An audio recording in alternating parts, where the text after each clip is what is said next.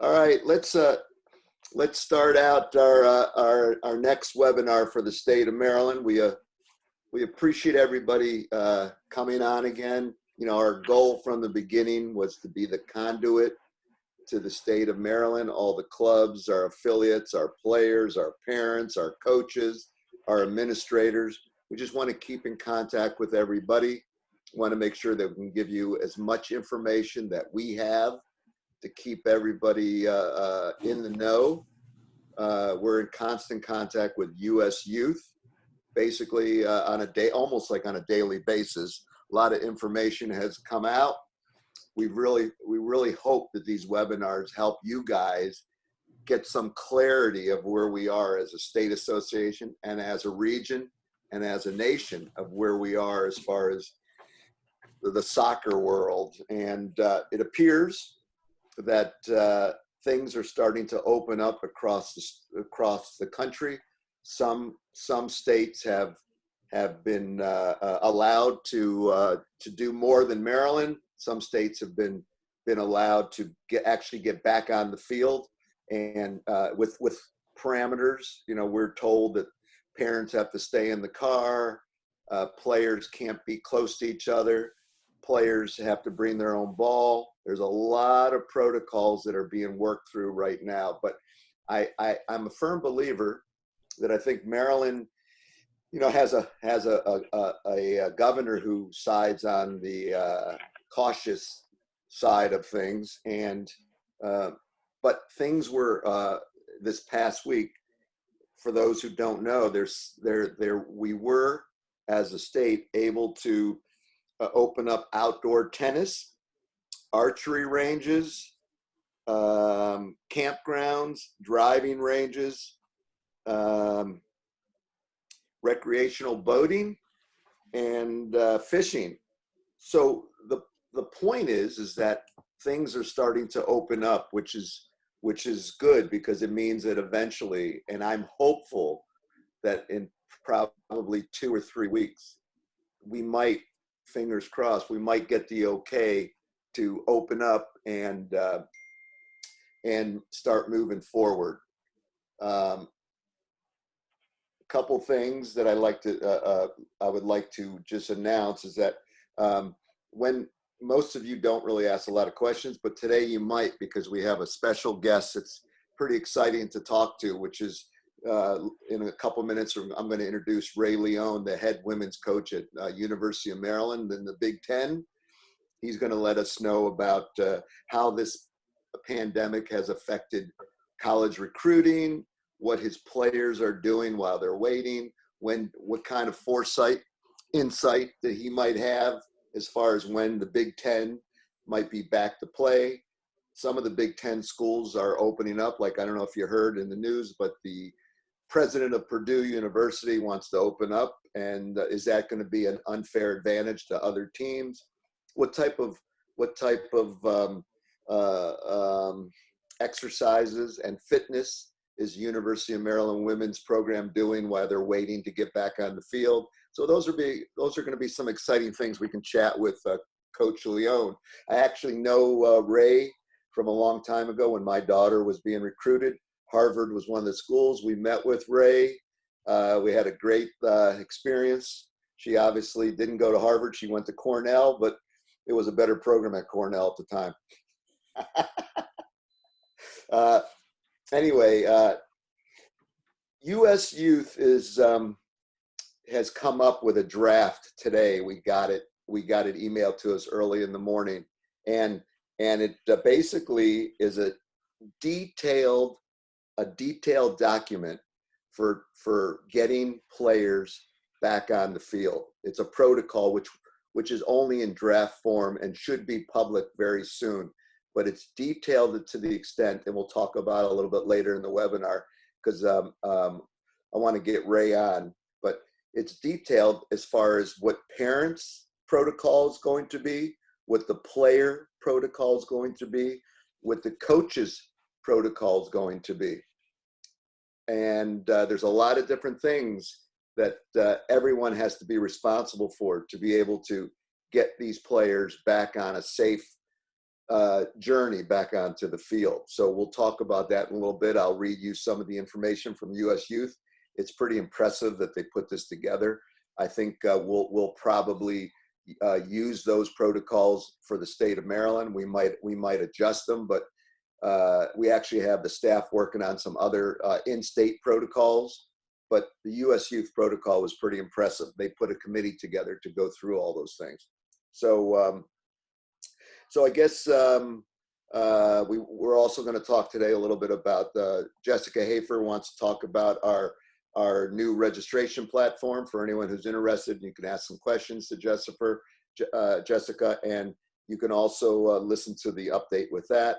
And Flo Egan, our executive director, is going to try to get on the call before it's too late, because US Youth is having at noon a webinar town hall meeting that a lot of the staff is going to jump on. So hopefully she'll be able to give us a few words of wisdom before we move on with that.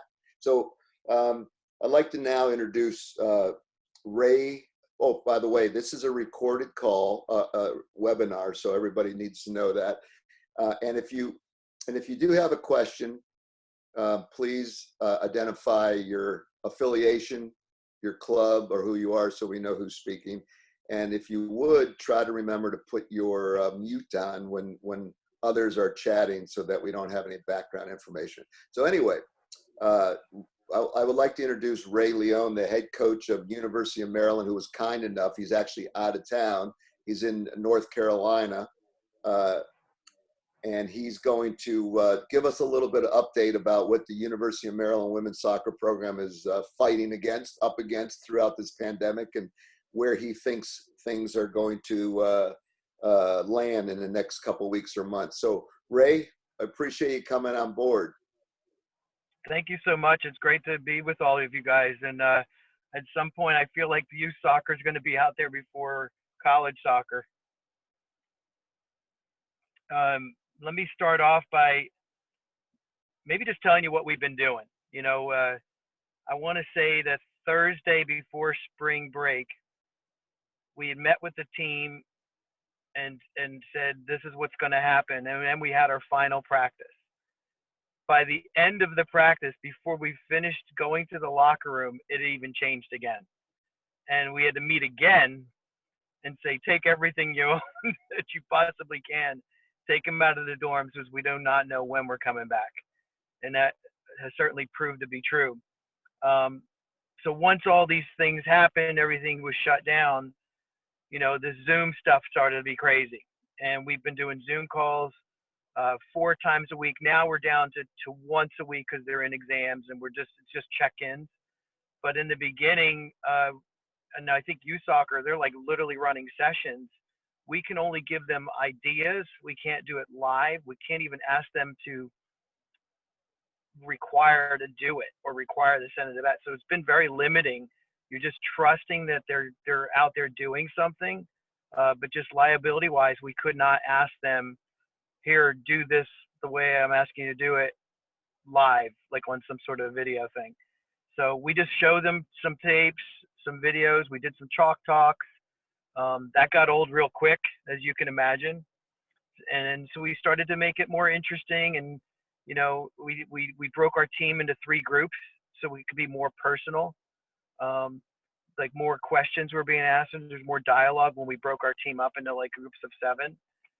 So that was fun. We just made them the red, black, and gold team. And we did that, and we just changed the coaches around so that we were communicating to everyone in a personal matter.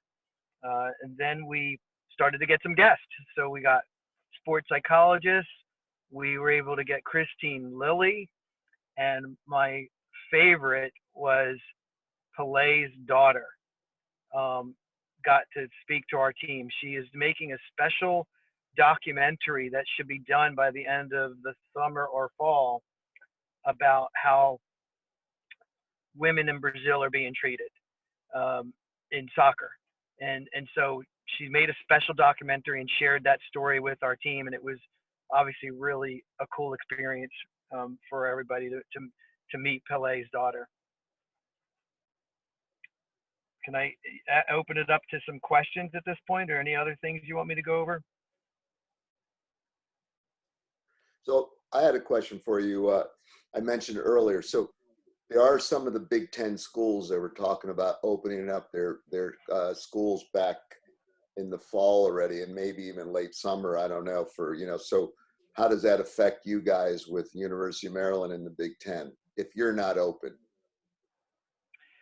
Obviously, it's a huge disadvantage, and if that happens, we're going to have to encourage our players to be even more aggressive, because we are optimistic that we're going to play.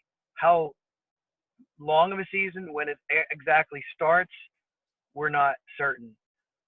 There's some serious budget issues all across the country. I think there's a big call May 20th that is a national call that's going to give us some more guidelines of what's going to happen, because the Big Ten is just going to follow the national situation. But it could be anything from a full out season to a reduced season where you're not flying to Big Ten only. There's a lot of options on the table.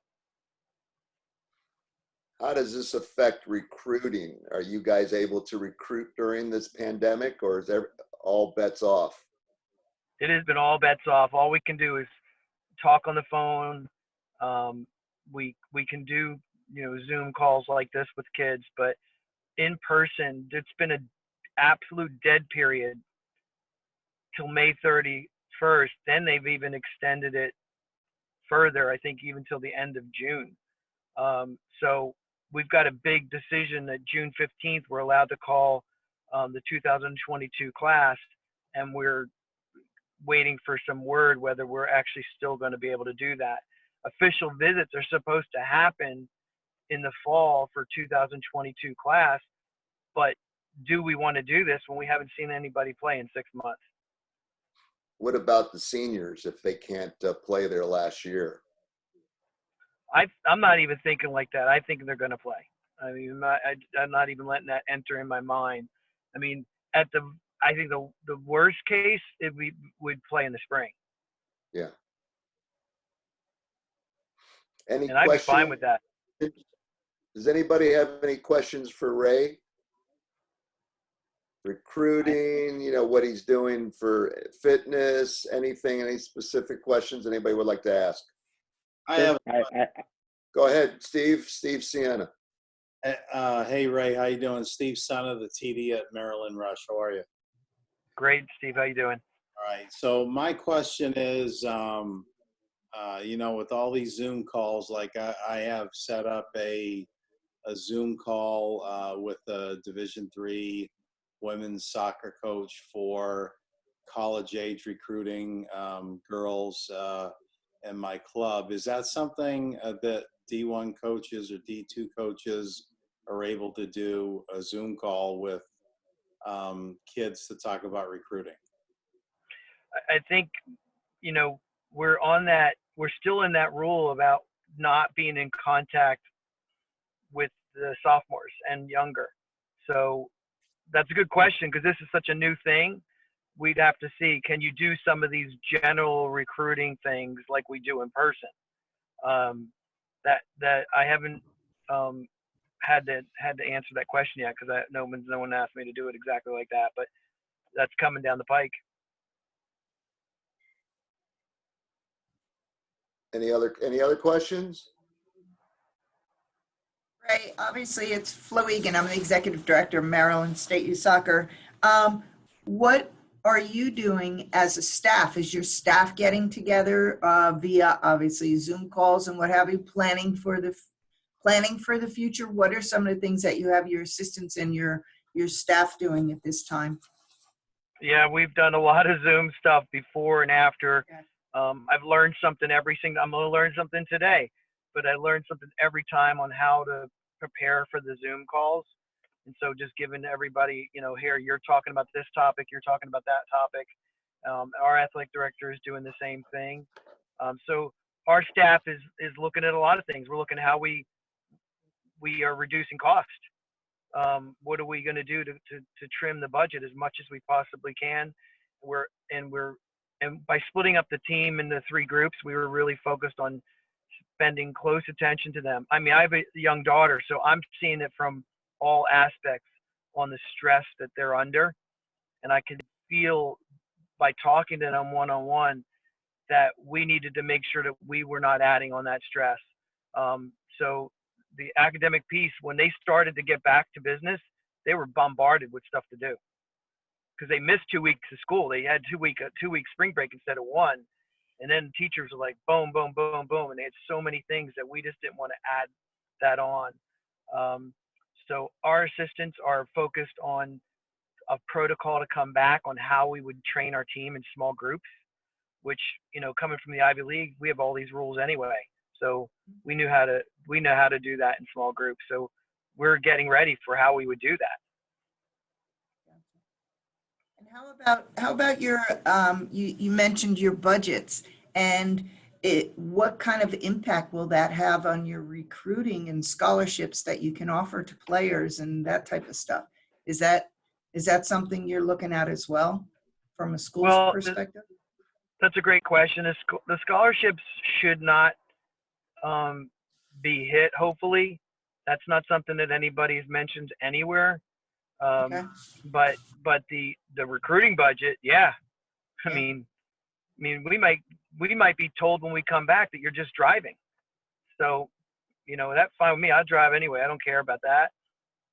But the budgets are going to be big across the country, as you can imagine. You know, I can definitely, you know, tell you, I mean, this small group here, but our team already knows, you know, when we looked at our schedule, the first thing that was hit was our Central Florida trip. So they came to us 2 years ago on a 1-game thing, a great team. We tied them 0-0. We owe them, and we had to cancel it. Well, not cancel it, but postpone it to another year. And they understood, and everybody understands that. There was no way we were flying August 20th for a game. Right. And that's common really with almost every school in the league right now are being asked to play drivable non-conference games. So, Hey, Ray. This is Carrie Brimmer. I know I got this question from my club, the high school age recruiting girls in my club. If best case scenario, these tournaments that have rescheduled themselves, for example, Jeff Cup, they are trying to get that off in the last weekend in July. Realistically, do you think that there will be much of a college presence at that a tournament such as that? Oh, definitely. I mean, I mean, anyone that could drive possible and is allowed to will be at that event. And I really hope they do. That was the one that got cut first, right? It was like the week before. Correct. So is there any bearing on the fact that I believe they're still trying to get that in, quote, the last, while still in July, avoiding that August 1 college return. So if there was another such tournament that was maybe scheduled into August, again, would there be an attempt for coaches now that you would be in your preseason? And I know you don't have, you can't speak, any guarantees here, but these are the questions that the teams are trying to decide, should we attend these tournaments, and what is the likelihood that you're going to get a recruiting value out of those tournaments? Does that make sense? It totally makes sense. And I think July and August would be useful because it's not certain that we're going to be practicing the same exact time that we had normally planned. So we might come in later. So if there was something late July or early August, I think it's wide open. Maryland canceled all their camps. We're not doing camps all summer. Mm-hmm. So we're ready to, we've been locked in our house for a long time. So everybody on the East Coast, I think, would go to these events. Okay. Good morning, Coach. Go ahead. Good morning, Coach Julio Zarate from Pachuca FC. So what I hear is I have some seniors that they were hoping to be picked up. That's probably on the late time now. Are any coaches still looking with this to be recruit any of the players, seniors now? Or it's too late for them, or how can they be seen if they cannot go to tournaments, and they may not have contact with some colleges, but they need to be and they want to be playing for a college. It is really tough. I mean, it's not impossible, but to see them in person is going to be really, really difficult. I mean, the only suggestion would be if they delay themselves a year. Maybe they go to community college, not full time, so that it doesn't trigger their college clock. Save some money, put themselves in the next recruiting class. That's a possibility. I mean, the seniors and the 20s, the 21s, even the 22s are absolutely under duress, and I really, I mean, I feel that because my daughter's a 21, so I know this. But that's the only suggestion I have. I mean, you can make videos, but they're so long ago. If they haven't played in a long time, it's like, how much is a video unless you're a goalkeeper going to do for you? Thank you. Any other questions? Mark, this is Tudor with Washington Capital United. Thanks for doing these webinars, by the way, very helpful. Mr. Leone, thanks for jumping on the call. I had a question. I coach under 17 girls. Is there anything in particular that you guys are doing there during this period to handle, you know, pressure and emotional control for the girls, especially knowing what's going on? Yeah, and that's why we tried to make the Zoom. And I've been borrowing all kinds of different ideas from, you know, people are doing, you know, Pictionary. We did that. We're doing polling questions. Some of them just goofy questions, something real. Just anything to connect the team in the best way possible. We're fortunate. We have a large group of players coming back, so our team is a connected team. And now the freshmen that are coming in, we're now allowed to get them into the Zoom call. We haven't done it yet. We've been able to do Zooms with just them, but we'll be able to do them with the team. And now that'll bring new life to the Zoom call where they're meeting new people and going from there. But the stress thing is a big deal. I don't know if you saw the Big Ten is buying this Calm app for the whole conference. I don't know if that's going to make a difference or not, but I mean, they are very well aware of it. And we had a sports psychologist come on, and he's going to come on another couple of times to try and get him through this time. I mean, just so you guys know, the mental health piece, we have 2 or 3 sports psychologists, clinical psychologists. Their office is closed from 9 to 5 o'clock every single day with someone in their office, every minute of the day. That's on good days. So you can't imagine what people are going through right now. It's really, really hard. I think if I had to do it again, if we had to go any further with this, I would create a buddy system, making sure that they're connecting with one another. So when I call an individual, I want to say, have you reached out to Susie? And I want to know how she's doing, so that you're forcing them to connect with their sister. Yeah, that's actually something that we are implementing, big sister, little sister, kind of the seniors to look for you know, awesome. the younger youth generations in the club. Thank you. Any other questions for Ray? Yeah, I have 1/2. Hi, Ray. This is Valtex here with Coppermine Premier. How are you? Good thing. Quick question. Obviously, you know, this is a difficult situation for the kids that are trying to get recruited, but besides the text messages and phone calls, what I've been telling my players in the club is all the games that we film, the footage, to send a small highlight video to the coaches. Do you recommend anything else besides that?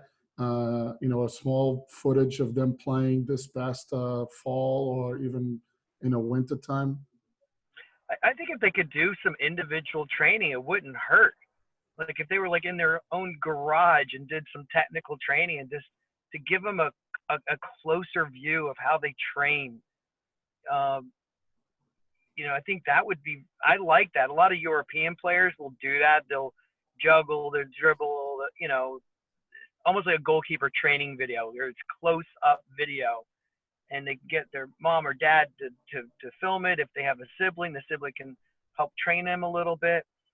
I think that would be something worthwhile, because at least give you a picture of the actual person, and then when you watch them play the video in the game, you can follow who they are. You can kind of get a better feel for them. I'll tell you one quick story of this kid that cracks me up. She has been doing, I can't wait for the next video. She has been doing Zoom videos about the social distancing thing.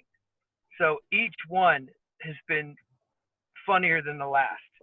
And she's really making it, I've never seen a kid not making the most of a bad situation. You know, like, it's entertaining. Very little to do with soccer, but I want to know this kid. So when we get out, I want to see this kid play for real, because she's been pushing cars, pulling cars. The first thing that she did was, her sisters are in the background jumping on a trampoline, and she goes, I'm trying to, just stay in my social distancing shutdown here. And then her other sister just jumps in the video and bangs into her, and she throws her to the ground. And she goes, and then I still get my physical contact whenever I need it. And she just does it with a straight face. Totally cracks me up. That was entertaining. It caught my eye. I never forgot her. Kid from California. Who knows if I'll ever see her play? But if she's sending that to everybody, I guarantee everybody knows who that kid is. And my more other personal. question was, obviously with our women's team that we have, let's say we go into phase one, we can start small group training. Is that something that you and other college coaches would want their players to start doing, just to get them out of the house and get them to do some training? So if things open up at Maryland come end of July or August, they are more prepared than just sitting at home for like 2 months. Yeah, and I guess you guys are probably thinking just like us, like, how is your brain working about how to train them in small groups? I'd love the idea. I mean, I'm sure just like you guys, I'm going crazy trying to. Training my daughter was so much fun, because it's been months since we were able to do anything. So they should be doing it, but they got to be comfortable. One of the questions that we asked our kids was, what concerns you the most? Being in the class, practicing with your team, competing against somebody else. And I was just curious about that. I mean, to be honest with you, the thing that makes them most nervous is being in a classroom inside and being in the locker room because of the close quarters. The practicing, they had no problem with that. But they're worried about being in the locker room, and that's stuff that Maryland is doing a whole protocol. I don't think we'll be in our locker room for a while. It's gonna be old school. I told them, it's like, remember club soccer? You just showed up at the field and played. I think that's what it's gonna be like. Yeah. Any other questions for Ray? I have a last question, I guess, Ray. As far as the Big Ten play goes, you guys actually know who the teams were that probably this coming season were like top 5 that you had to be really prepared for? Who were the top 3? Was Maryland in the top 3, would you believe? You mean last year? No, this coming year. Like, where did you think, where were the cards falling? We finished the best we ever have. So we finished 6th place. We were just out of 5, and that top 5 were good. Yeah. I mean, they were all tournament teams, and it was, Michigan's a phenomenal team. Penn State with all their national team players is loaded. Wisconsin was really special. That was the first game that we played in the Big Ten, and we did decent against them, but they ran the table. I mean, it's hard to run the table in the Big Ten. So those, and the Rutgers, of course, we were able to nip them. But those are the top 3 or 4, and you don't, with our schedule's changing, who knows what's going to happen this year, but it was changing from 11 to 10 games. So we were going to get the 6 home and 5 away in our favor, and of course they changed it. Yeah. So now we're playing just 10 games, and it's going to be 10 games is like playoff atmosphere every single game. Exactly. 10 games to get as many points as you can get to get in the top 8 for the tournament. It's going to be, who knows?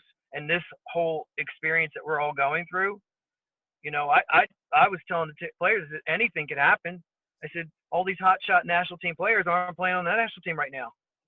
So it's even Stevens for everybody.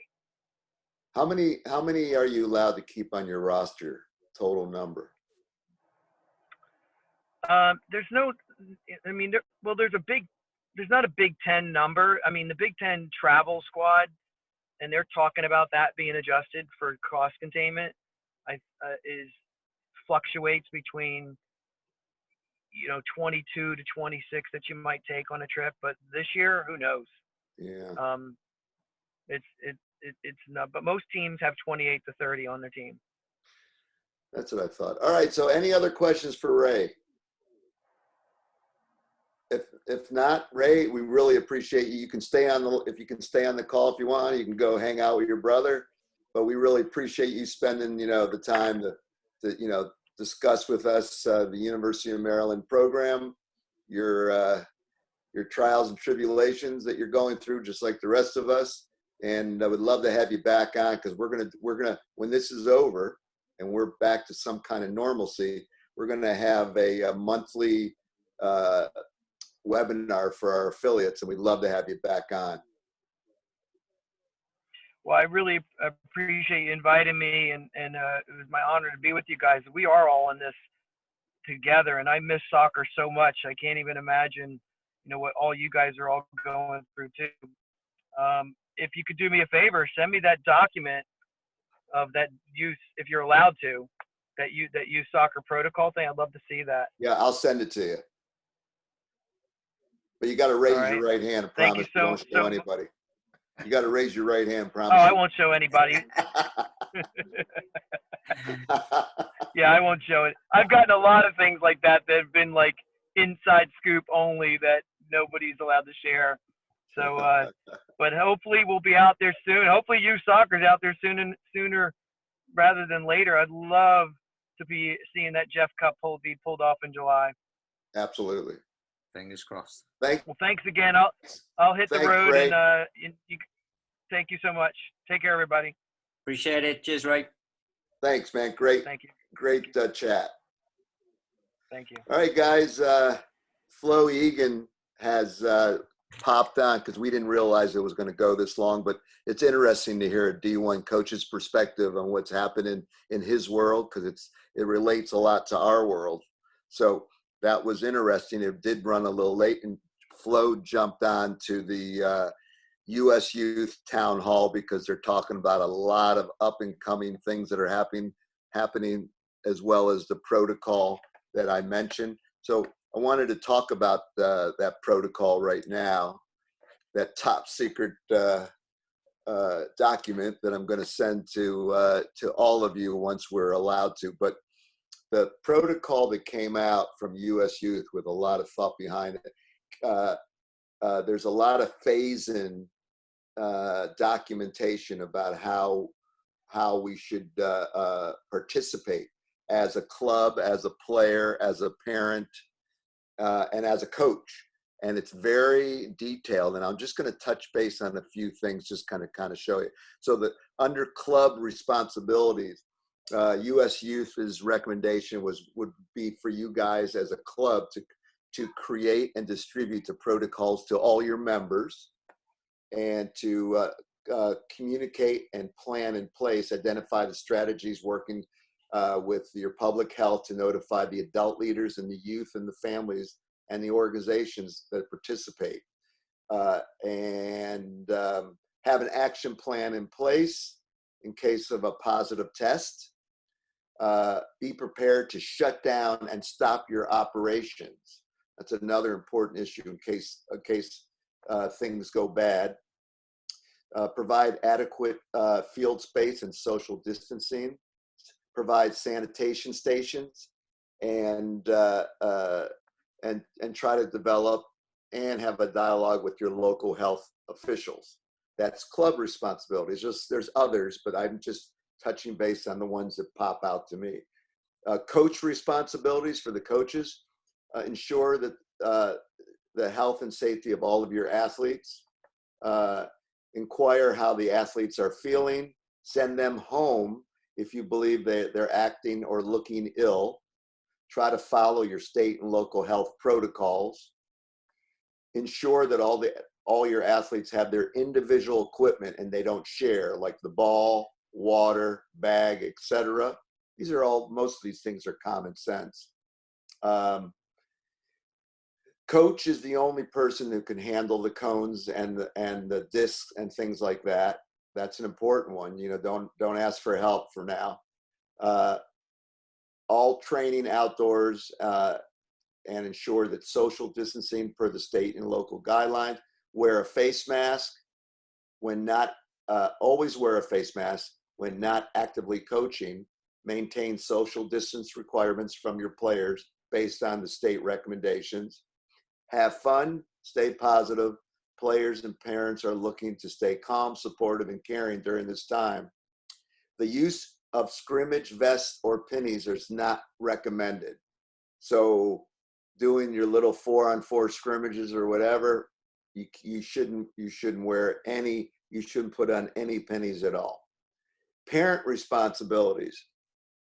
Ensure that the child is healthy. Check the temperature of the child. Carpooling is really important. Limited to really no carpooling. Parents should not be picking up 2 or 3 players and taking them to the field when we're back out, unfortunately. These are things that, by the way, just shows that things are going to be different once we're back at play. It's not going to be as easy as just, being back to normal. Also, the parent should stay in the car if they're going to stay at practice. Ensure that the child's clothing is washed after every training session.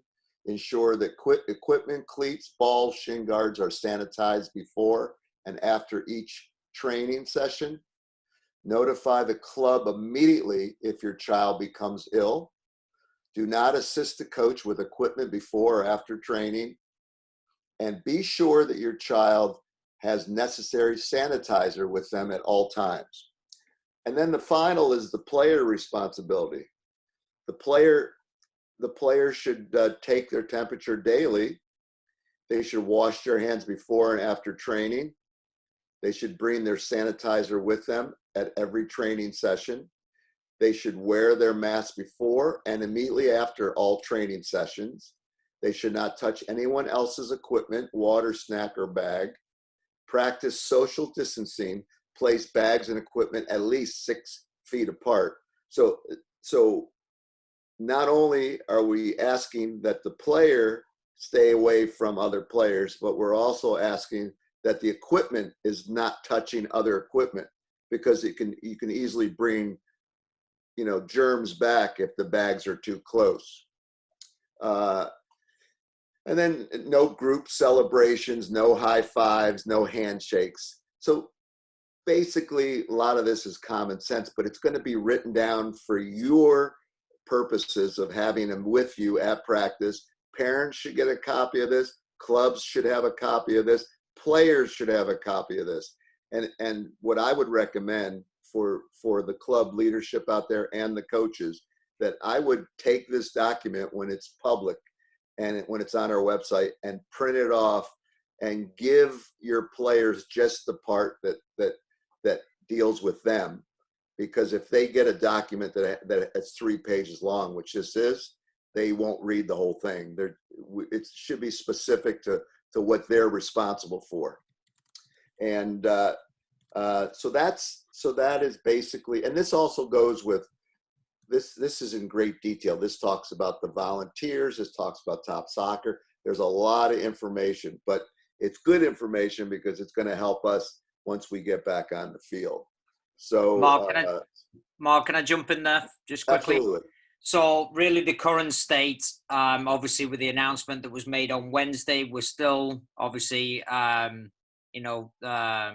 basically stay-at-home rules essentially, although parks and things like that are starting to reopen. We have been looking at, obviously US Youth has got a town hall today, and it's published a comprehensive list, but there's also been other states that are obviously a little bit ahead of the curve. They're a little bit further on. So we're also monitoring some of those return to play protocols. So we're trying to get a collection of all the best, elements from across all the states, and then creating our own. So, and then obviously once we've got that into place, we'll be distributing it obviously to all the clubs. But I think what's really important from there is obviously these weekly webinars will be addressing, what that looks like in sort of stage by stage, right, as we return, because it's going to be an ever-changing document. It's not just this is it. When we start to see how things turn and start to become clearer as we get back out there, we're obviously going to start to identify some new challenges. Then obviously the policies may change as well, or the protocols may change as well. So I think right now that that obviously we hope to get that information hopefully by early next week, possibly Monday, Tuesday. So we've got the initial outlay for everybody, but then hopefully from there it'll be an updated document constantly as we get more and more information and more and more guidelines. So so fingers crossed we get something out in the next, like I say, the next couple of days that can help. But we'll also share the resources that we currently have through the WhatsApp group from the different state associations, so you can start to see some of those that are currently available. But then obviously, like I say, we'll have our own official sort of return to play protocol in place by early next week. Thank you, Alan. So before we go into Alan's actual report, I just want to let you know that the recruitment committee worked diligently last week after our webinar to come up with a change in the recruiting policy, since some of us were concerned about it. It's on our website. It should be up on our website, and it should have some clarification about some of the questions that we had in last week's call. So now I'd like to have Alan. Oh, before Alan, Jessica Hafer, our registration specialist, wanted to give us a quick report on upcoming registration information. So Jessica, if you're out there, unmute yourself and come on board. Hello, everybody. I hope everyone is doing well. We're moving along into getting the webinar for phase 2 set up. Again, the links will be available on our website under the registration tab. And for those that haven't looked at what phase 2 incorporates, it will be learning how to upload your coaches, what's necessary to make sure that the coaches' links are going to be accessible, how to upload player photos, creating your teams. So there's a lot of information in phase 2. So I seriously encourage all of you to make sure that your admins who are handling your registration for the upcoming year do visit our website. We will also be sending out emails for signups like we did in the past. So it's imperative that you go to our website under the registration tab and select the GOT Sport so that you can log in and make sure that you update the admins and the leadership for your clubs in and under GOT Sport so that we can get those communications out to you. Otherwise, you must get on that website and look at all of the updates, because it will be on our website at MSYSA.org. If anyone ever has any questions, you can always email me at registration@msysa.org or call me at 410-330-8692.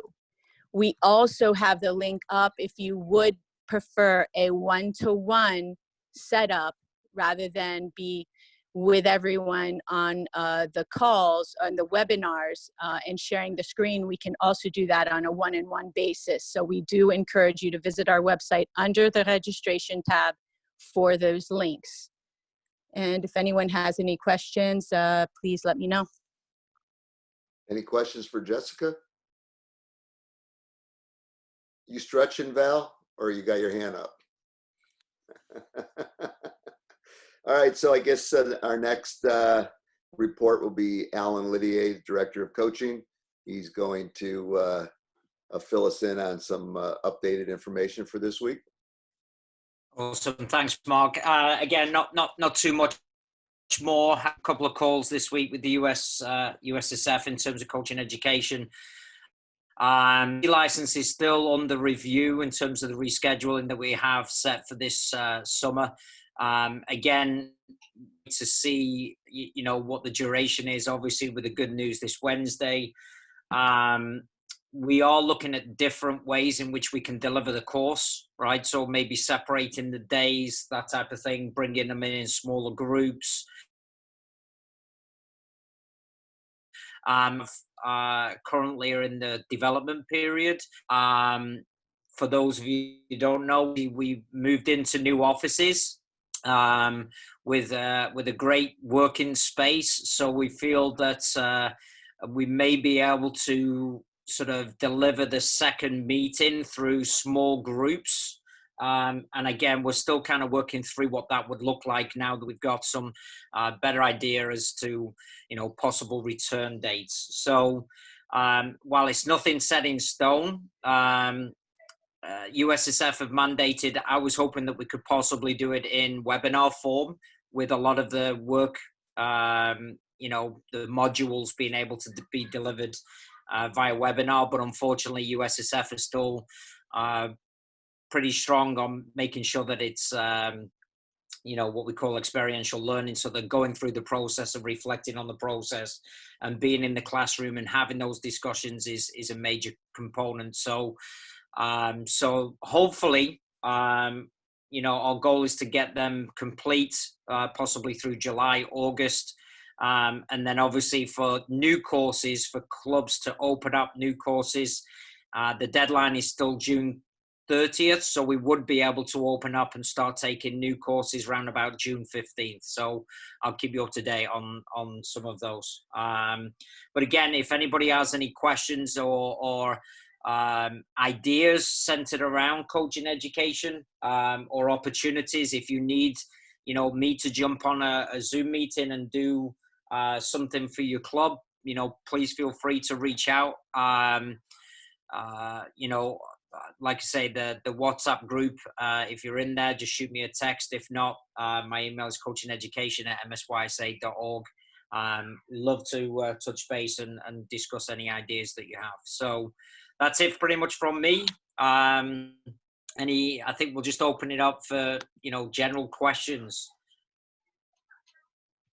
I have a couple announcements we can make while you guys are thinking about your questions. One, I wanted to remind everybody that we still are in the process of looking for a bookkeeper/administrative assistant for our new offices in Columbia, Maryland. So spread the word. We'd love to have somebody that's actually associated somehow with soccer, because it just makes it better, but doesn't have to be.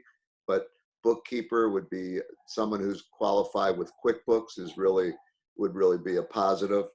One also, some fun stuff is that we're in the process of thinking ahead. When this is all over, we're going to have for the coaches and clubs out there that have the older boys and girls, we're going to have a college coach night at our new offices. Bring in Division I coaches, male and female, and from the DC, Virginia, and Maryland areas. Boys and girls, and it's going to be a fun night because we're going to have they're going to talk about their programs and what they're looking for, kind of like what we had with Ray today, only with hopefully maybe 8 or 10 coaches. It'll be a nice night for the players to listen to what they're looking for, grades, type of play, travel, all the different things that parents and players probably are interested in. And then we're also going to have an affiliate social. That means once this is all over, everybody can join us at the new offices. There's a monster atrium in the middle. It's very large and awesome for a social that all of us, instead of being on a webinar, could be in person and, you know, get to know each other. I think one of the positive things about this unfortunate time is that we've got to know each other a little bit better than we have in the past. Because of this, we bonded together as a unit and as a state trying to get through this. We know, believe me, we know that a lot of you are suffering. So are we. I know that a lot of clubs are struggling. They're financially and in a bad way, and we're saddened to know that this is happening, but we're also trying to be positive. And I think, I think that hopefully we'll get back on the field, sometime in the next 2 to 3 weeks, and that should start turning some things around. But anyway, would anybody like to ask any questions, or you want any kind of comments, anything we want to discuss, anything you want us as a state association to try to help you guys do better? Let's open it up for a casual, question and answer, and see if we can help out. I have a quick question, Julio from Pachuca. Go ahead, Julio. Yes, I know the guidelines is still working to tell us how we're going to be able to practice with the kids. But my question, let's say we have a group of 4 players and a keeper. Can the kids shoot to the keeper? Because they say that we have to have, everybody has to bring a ball. So it's not shooting to keepers, right? No. Or no possession. It has to be individual training basically only. Right now, yeah. So it's own ball. I mean, if you think about it, when we do get to that phase, you can do basically it's individual training with Okay. small groups there. So maybe 10 by 10 squares that they can work in, but no sharing of the ball. Everything else is they're just going to be isolated essentially. Yeah, and when right. we talk, some states are talking 10 feet, keeping the distance, right now it's 6 to 10 feet in terms of, the social distancing rules. So they've got to stay there. So if you think about it, if you're shooting at the goal, he can't go over and fetch the ball because he's going to be within distance. So they have to stay, and there's no kind of possession games. And I think that once we get all this information and we get the protocol in place, the next call we can start to look at what would that training session or what would that group session look like. And we can have some sort of discussion centered around that. But no, I know everybody's kind of like, yeah, we can go back, but it's not gonna look like a training session, that's for sure. It's going to be like Europe. Just like Europe, like Italy and Spain are doing in Germany, yeah. Right. So it's going to be frustrating. I think there's a lot of things that we have to be careful of. Another one is the insurance side, right? Yeah. And checking that do we have to use a waiver and make sure everybody's signed off if we're going to do these small groups. So there's things that still need to sort of be ironed out and clarity around, but for the most part, we hope to have those out way in advance of having that opportunity to get back out there. And this Thank document that I read today, some of the information, it's basically put together. U.S. Youth didn't want it to be public because it's still in the works, but it's basically done. I think one of the things on this town hall that they're talking about today is probably this letter that's going to be sent out to everyone. But my guess is within a day or two, I'm hoping that we'll get clearance to send it out.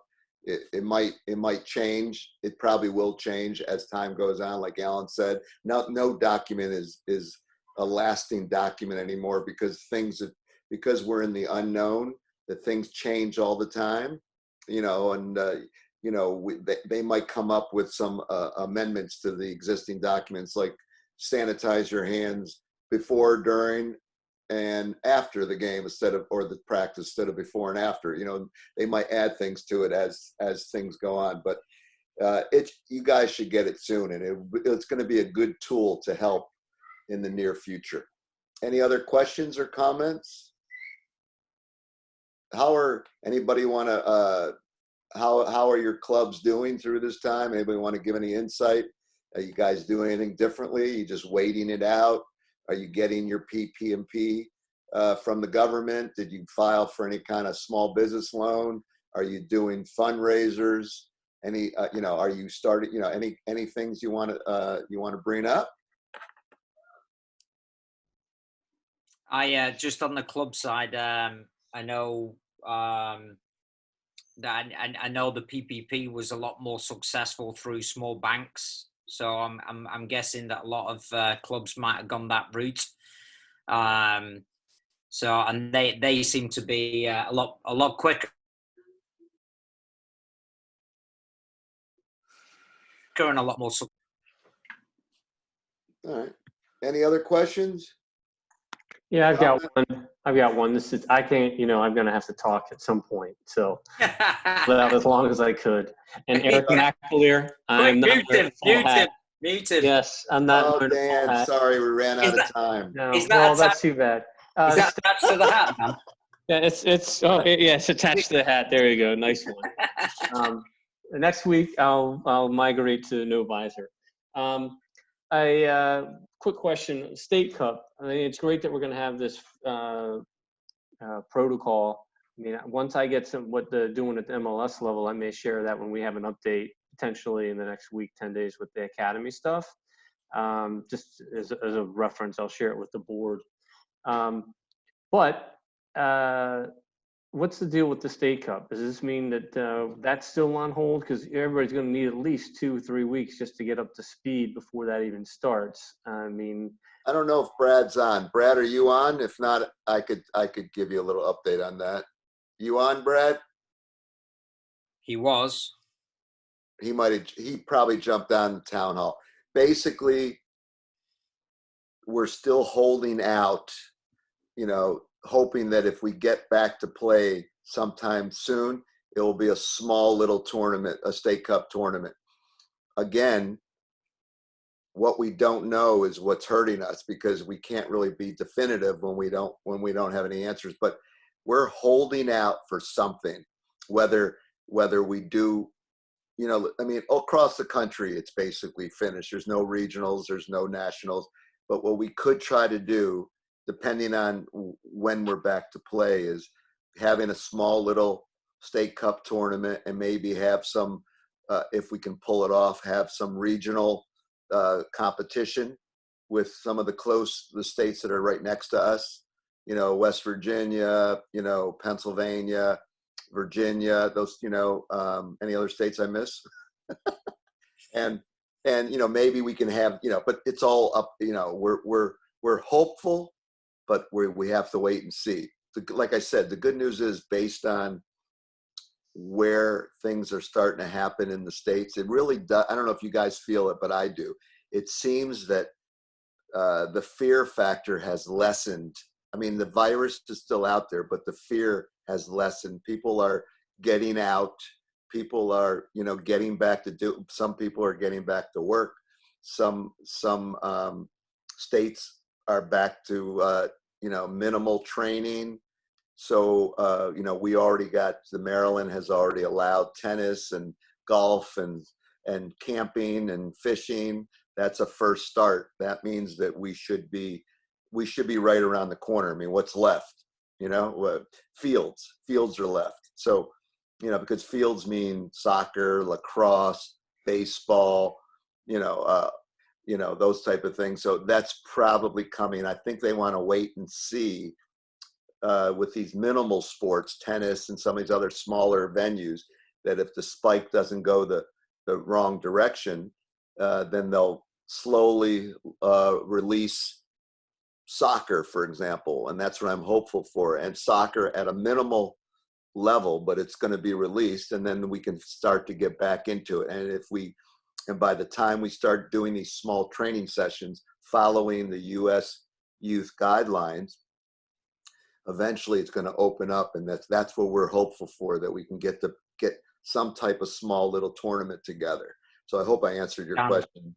Dan, I think as well, Brad had mentioned on the last call, I think that I guess not the deadline, but June 1st was kind of bandied around, that it was really.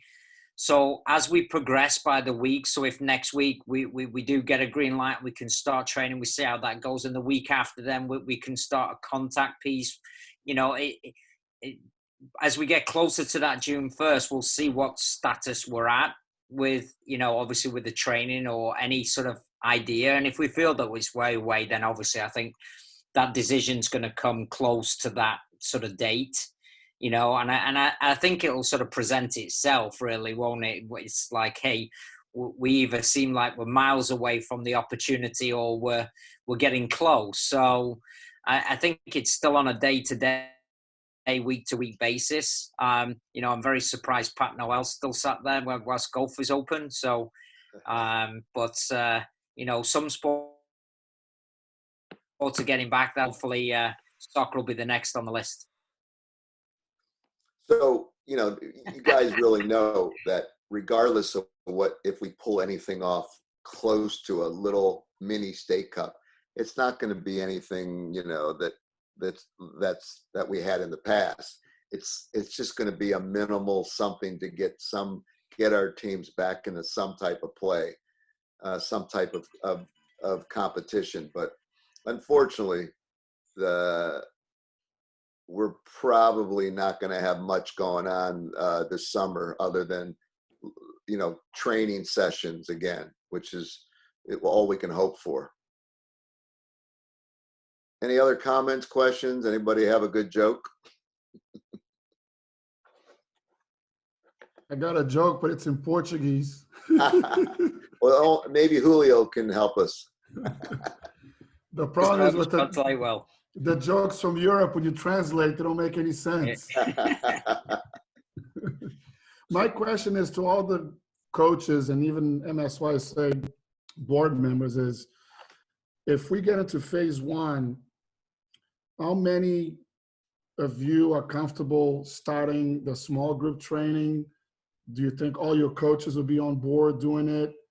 Do you think all your players will be on board? Because obviously we as coaches, we're excited to go back out, but realistically, we might have 20% of coaches or players that might not feel comfortable going out there. I mean, what ideas do you guys have and suggestions for those cases? Well, there's no doubt about it. You're absolutely right that parents are going to make that call once we're allowed to get back on the field. And there's definitely going to be a percentage of parents that are going to be extra cautious, along with coaches and players that are going to say, hey, I just don't feel comfortable going out there yet. And so if you have a squad of 22, you might be training 12, and, you know, it is what it is. I think it's a slow progression in the right direction is what we're looking for.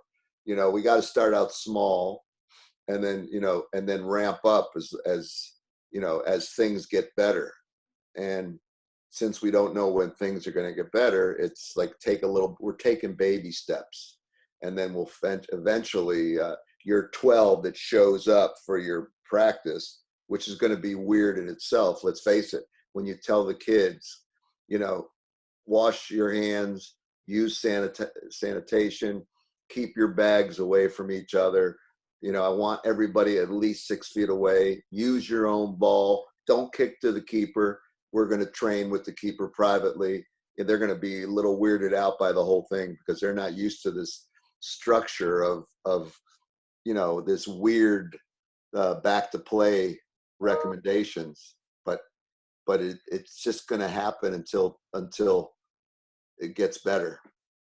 I think, Val, I think what's you know, I think it's a great question. First of all, I think there's anxiety around that, isn't there? Like especially for parents, like, are they forced because are they going to lose their spot? You know, if it's a competitive team, or You know, recreational teams, will they reform if nobody's playing? You know, will there be an opportunity to play?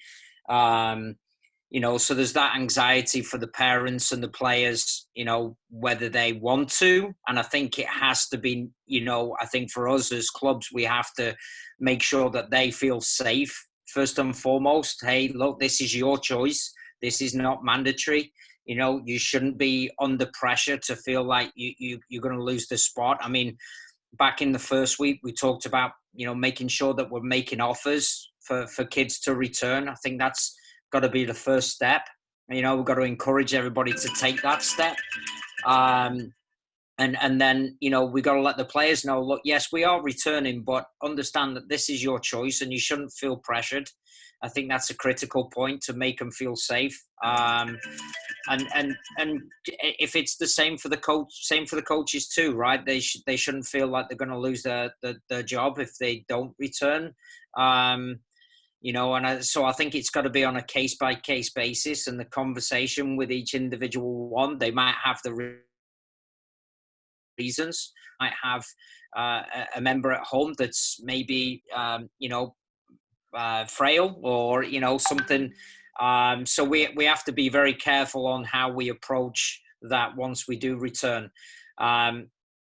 Overall, you know, I think, like we say, it will be a day-by-day reflection, right? Okay, well, that worked okay, then we need to maybe change this. I think the hardest piece is going to get, how do you get one group in, one group out, and what are the numbers going to look like? So if it's only 10, well, do I split my team in half, and what does that look like? Am I going to do 45 minutes, and then how do I get one group in, one group out? You know, there's lots of variables that I guess that you have to work through depending on your space, right? Your facilities. Another challenge is, you know, I'm sure some of you have been reaching out, if you utilize school fields or county fields, when are they going to reopen? So we might get the green light to go back as clubs, but we don't know what the facilities are going to make. If it's private facilities, what's their decision? And then how are you going to manipulate and maneuver that situation, right? So, you know, obviously, in terms of insurance and liability, you've got to make sure that you've got the permission to be on those facilities, you know. So so there's lots of things that you kind of have to prepare and start to look towards, but at the same time, you know, make sure you're ticking your boxes as you go along, and especially on the safety aspect. You know, but I don't think there's any real answers, just maybe ideas that I think we should be sharing across the groups. Yep, good information, Alan. So not to put Trish on the spot, but I noticed she just popped back on from the U.S. Youth webinar, and I didn't know, Trish, if you had any updated information that you could share with us, since we weren't able to get on the town hall, that might be, you know, interesting for us. And if not, let us know that too. Well, I wish I did. I actually found it, I probably would have done better to stay on this webinar. It was very general, very vague. They sort of assumed that everybody who was on their call had gotten these guidelines. And so they were taking questions, but without seeing their guidelines, it was hard to know exactly what their position was. So it wasn't like they were going over their thoughts on it. It also seemed very, they want to keep everything general. They want the states to make decisions based on their local regulations and guidelines. They don't want to have mandates, for instance. They don't want to say you have to wear a mask. If your local jurisdiction says you have to wear a mask, then you have to wear a mask. But USU Soccer isn't going to come down and say you have to. So the only thing they did say is that, and you probably already know this, is on taking a temperature. They do not want a temperature to be taken at the field, that the temperature can be taken at home. And you can ask a kid if they feel okay, but they don't want that. So it was, for me, it was a little disappointing. It seems like everything is later. You know, what about recreation and what to do about volunteer coaches? Okay, we're looking into that. What about training? Somebody asked about 3v3, 4v4. We're looking into that. So it seemed to be a very narrow focus at this moment, which was really health related and not necessarily getting back on the field because of all of the things that Alan just mentioned, the things that people just don't know at this point. That's interesting. We really did have a good webinar. We had, Ray was very informative, and we discussed, while you guys were off, we discussed the protocols getting back on the field, which was interesting. I know everyone is anxious to get a copy of it. If they don't get the final draft to us soon, I may just send this or post the draft on our website and take the wrath of U.S. youth for doing so. But it's information that I think all the clubs and coaches need to have, because they got to start thinking about this is like a learning curve. It's not just using hand sanitizer and going and Mark, out.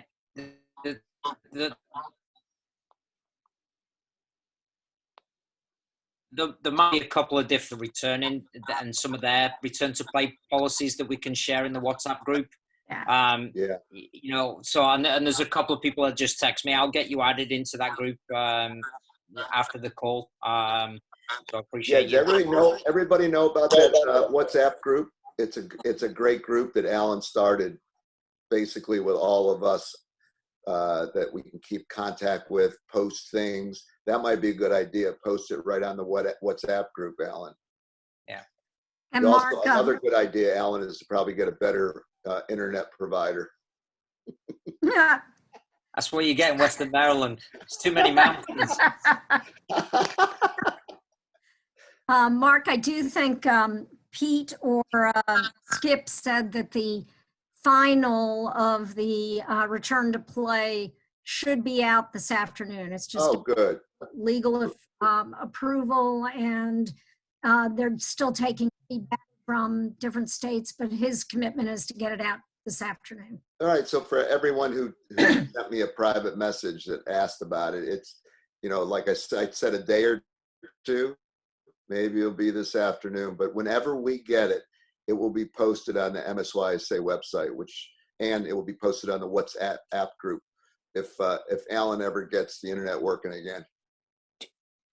Hey, Trish, this is Carrie. I have a question. I don't know if anybody else knows this, and maybe it's just me coming from my healthcare background, but in any of this US, YS discussions or anything, has anything been discussed about HIPAA and how all of this is going to, like, HIPAA obviously is going to have to change. We, again, like in our office,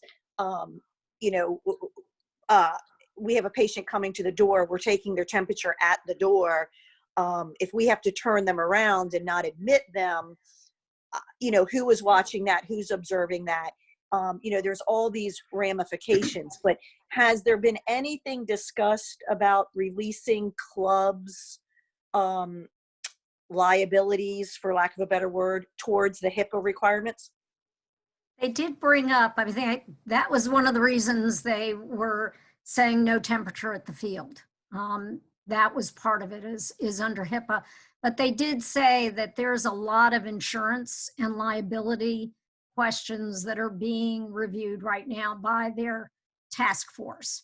And some of those directives on what can be done and can't be done, those are coming from insurance liability. So it seems like there's a lot more to be figured out up at that end that they're still working on. They limited. Go ahead. So do we think that could be, I saw some of the chat referencing a COVID waiver that parents would have to sign. Would that be included? Is that the idea? There would be some type of relief from the HIPAA, stringencies? What I heard them say was that the insurance said that no waiver would be able to release parents and kids from liability. So they are not going to a waiver where a parent can say, I'm okay with my kid going back to play. I'm not worried about it. They won't accept that. I think. Okay, that's not exactly. Some states have actually tried to implement the waiver, and I think that's where it's a little confusion, because I don't think it's across the board waiver. Now obviously whether that's been found out after they've implemented the waiver, but US Youth have come back and said there's no waiver. Well, I think maybe I'm not being clear. So I think there's two different things. There's a liability from not holding the authority or the referencing a coach or a club from any liability if they contract COVID. Say you can't come back. I mean, HIPAA being sharing of information, meaning, a kid's temperature goes up during practice, and what does that look like, and what does the reporting then have to be, and the tracing and the notification of other players on the team. We have a player now that has tested positive. Has there been any discussion about that? They didn't get into that level of detail. Okay. Yeah, I think there's still a lot to be discussed and a lot to be learned. Probably, unfortunately, coaches might have to have one of those forehead thermometers that a lot of people use now, where they can test if someone isn't feeling well. But then that's a cost. They're like $50 to $100 each one. So, those things are Well, and honestly, Mark, it has to be a no touch. It has to be a laser. That's what I'm saying. There's no touch. Yeah. There's no touch. You just aim it to the forehead. Yeah. I might be able to get an answer on that, or something off the record on that. My daughter is an attorney. She's the healthcare specialist for a congressman from Maryland. So I might be able to get some information on that HIPAA related to all of this, because it's not just soccer, it's everything now. The HIPAA restrictions are going to have to be loosened up a little bit for information sharing purposes. Well, thanks, Carrie, for doing that, and not to put you on the spot, Trish, but thanks for reporting, because that was helpful to know what was going on. Anybody else have any other questions, comments? I want you to know that I really do appreciate you guys coming on every week and joining in to this webinar, because we really do this for you. We're really trying to help you guys, give you the information, stand with you, work with you, and help advise you, keep documents coming your way, and spend the time to make sure that we get through this together. So I'm really glad that you guys come on. The reason why we get guest speakers every week is to make it a little bit more exciting, to keep the interest up, because some people might say, oh, I've heard it before, same stuff, but it's not the same stuff. It changes every week. And whether you come on for an hour and a half or 15 minutes, hopefully you'll get some good information to help you guys move forward, because that's what our goal is, to help you guys. So hopefully we're fulfilling that commitment to you. Next week, we have another guest speaker already lined up. It's the head men's coach of Loyola College. So this week we got the side of the women's coach. Next week we'll have the men's version and kind of see what's happening in his program. So any other comments before we sign off? Mark. Go ahead. Hello. Who is it? This is Sita. Hey, how are you? I'm fine. We just appreciate, what you guys have been doing to let us, to inform also our parents and the community through this webinar. And, we are very grateful and thankful. This, it brings people together. And we also understand the step we can take it to get back to the field, and also to be, make sure parents trust us, the player trust us, and the coach also speaking to the same voice to what we love to do to see a better future for this soccer in the state of Maryland. Thank Well, you. thank you. That was nice. Any other comments? Yeah, Mark, I have one last one. With Montgomery County, the facilities, Alan brought it up and you did too. I guess the schools are closed when the facilities through June 15th. So, you know, going back to if you're doing on a local level for planning, you know, unless people can get into their own private facilities or something, then you're probably looking at like a 2-week restart. So that would mean like State Cup would have to be in July. You know, if you're talking about for people being able to train again and stuff. I'm just kind of concerned that we're like shutting down the number of weeks where it's just going to be almost impossible. That's all. I'm just trying to plan ahead of time, 2 months out. I kind of know what they're going to do with this US stuff because it's similar to MLS. And lastly, I am working with some of the clubs I work with. We're going to have, if you have a club meeting similar to this, we're going to have coaches on, and I want to do the same thing with this group. We're going to be looking to bring some of our DC United players on to speak, answer questions, that sort of kind of add to, so there's not a monotonous, you know, meeting or anything like that.